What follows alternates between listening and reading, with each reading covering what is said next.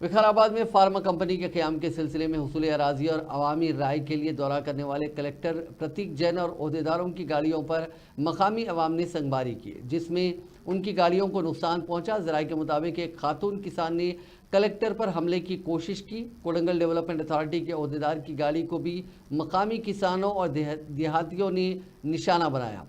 लागाचरला गांव से 2 किलोमीटर दूर हुक्काम ने ग्राम सभा मुनक्किद की थी, जिस पर देहातियों ने एतराज़ करते हुए कहा कि गांव के बाहर ग्राम सभा क्यों मुनक्किद की गई, जबकि कलेक्टर गांव पहुंचे तो किसानों ने उनके खिलाफ नारेबाजी की और उनकी गाड़ी पर हमला कर दिया।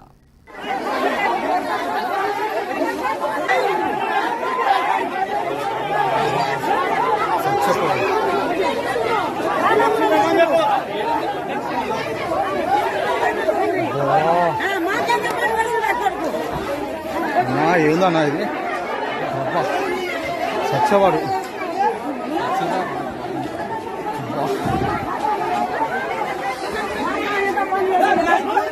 పని చేసి